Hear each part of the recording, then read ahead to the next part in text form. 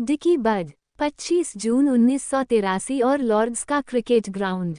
Stadium में मौजूद दर्शक हो या टीवी देखने अथवा रेडियो पर कमेंटरी सुनने वाले भारत समेत दुनिया भर के क्रिकेट प्रशंसक, सभी की धड़कनें बढ़ी थीं। भारतीय गेंदबाज मोहिंदर अमरनाथ के 7वें ओवर की अंतिम गेंद के सामने खड़े वेस्टइंडीज के 6 फुट 4 इंच लंबे बल्लेबाज माइकल होल्डिंग के पैड से टकराते ही पीछे से अंपायर की अंगुली उठ गई। फिर क्या था, न केवल भारत विश्व विजेता बना, बल्कि इस निर्णय ने भारतीय क्रिकेट की दशा और दिशा दोनों ही बदल दी।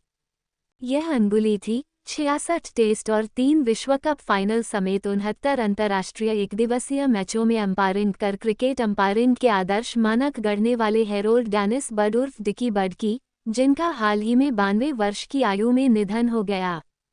डिकी बर्ड का जन्म 19 अप्रैल 1933 को इंग्लैंड के बर्नसली, यॉर्कशायर में हुआ था।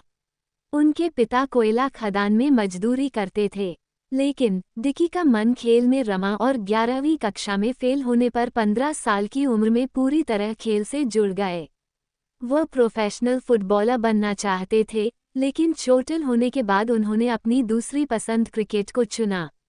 उन्होंने इंग्लैंड के काउंटी क्रिकेट में लीसेस्टरशायर और यॉर्कशायर से 1956 से 1964 तक प्रथम श्रेणी क्रिकेट खेला और 93 मैचों में 3,314 रन बनाए। अंपायरिंग की शुरुआत। दाएं हाथ के बल्लेबाज डिकी को क्रिकेट में भी चोट ने परेशान किया, जिस वजह से 31 वर्ष की उम्र में उन्हें संन्यास लेना पड़ा। वो क्रिकेट को छोड़ना नहीं चाहते थे, इसलिए उन्होंने अंपायरिंग की ओर रुख किया। उन्होंने पहले घरेलू स्तर पर अंपायरिंग की और उसके बाद 1973 में लीड्स इंग्लैंड और न्यूजीलैंड टेस्ट मैच में पहली बार अंतर्राष्ट्रीय स्तर पर अंपायरिंग की और अंतिम अंतर्राष्ट्रीय अंपायरिंग 1996 में लॉर्ड्स में भारत इंग्लैंड टेस्ट मैच में की, जिसमें राहुल द्रविड़ 95 रन और सौरव गांगुली 131 रन ने शानदार पदार्पण किया था। वह बल्लेबाजों को आउट देने में जल्दबाजी नहीं करते थे, विशेषकर एलबीडब्ल्यू के मामलों में तो वह काफ़ी सोच समझकर अंगुली उठाते थे। विदाई मैच में खिलाड़ियों ने उन्हें गार्ड ऑफ ऑनर दिया था। क्रिकेट से शादी। वह आजीवन अविवाहित रहे। वह कहते थे, मैं अच्छा पति, पिता बन सकता था, 2 बार शादी के करीब भी पहुंचा, लेकिन 20 वर्ष की उम्र में ही मैंने विवाह ना कर क्रिकेट पर फोकस करने का फैसला कर लिया। वह कहते थे, फुटबॉल और क्रिकेट मेरी 2 प्रेयसी थी, जिनमें से क्रिकेट से मेरा विवाह हो गया। हालांकि वह सर्दियों में फुटबॉल खेलते थे और बांसले फुटबॉल क्लब के आजीवन सदस्य भी रहे। किताबों और अखबार से प्यार। बर्ड ने सक्रिय अंपायरिंग से संन्यास के बाद भी अपनी रचनाधर्मिता को नहीं छोड़ा। कभी वह मीडिया हस्ती की भूमिका में दिखे, तो कभी क्विज, चैट शो और भाषण देने लग जाते। वह मनोरंजक अंदाज में किस्से कहानियां सुनाते थे। उन्होंने कई किताबें भी लिखीं, जिनमें माई ऑटोबायोग्राफी और white cap and bells best seller रहीं। 1997 में प्रकाशित माई ऑटोबायोग्राफी की 10 लाख से अधिक प्रतियां बिकी थीं। उन्हें अखबार पढ़ने और उसमें जो भी अच्छा होता था, उसे संभाल कर रखने का शौक था। वह अखबारों की पुरानी कतरनें देखकर खुश होते थे। वह सेहत को लेकर भी जागरूक थे। 90 से ज़्यादा की उम्र होने के बाद भी वह नियमित वॉक पर जाते थे। नाश्ते से पहले रोज 45 मिनट व्यायाम करते थे। वह खेल के साथ ही धार्मिक चर्चा भी करते थे। गावस्कर के बाल काटे। वर्ष 1974 में ओल्ड ट्रॉफी में इंग्लैंड के खिलाफ भारतीय ओपनर सुनील गावस्कर को अपने बड़े बाल की वजह से देखने में परेशानी हो रही थी।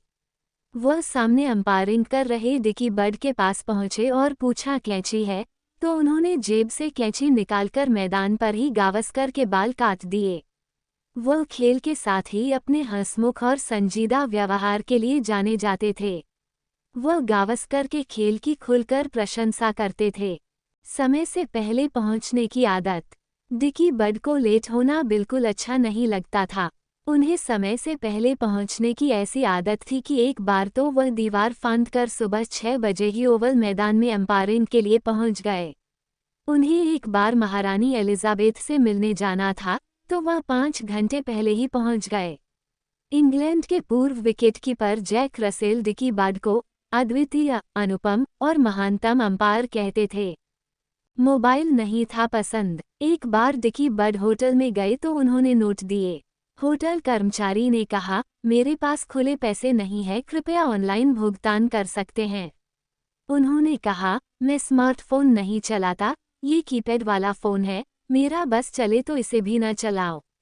उनका असली नाम हैरोल्ड हेनिस बर्ड था, लेकिन 11वीं कक्षा में फेल होने पर उनके सहपाठियों ने उनका उपनाम हिनकी रख दिया। इसके बाद वह डिकी बर्ड के नाम से ज़्यादा जाने गए। किंग्स चार्ल्स ने देखी प्रतिमा।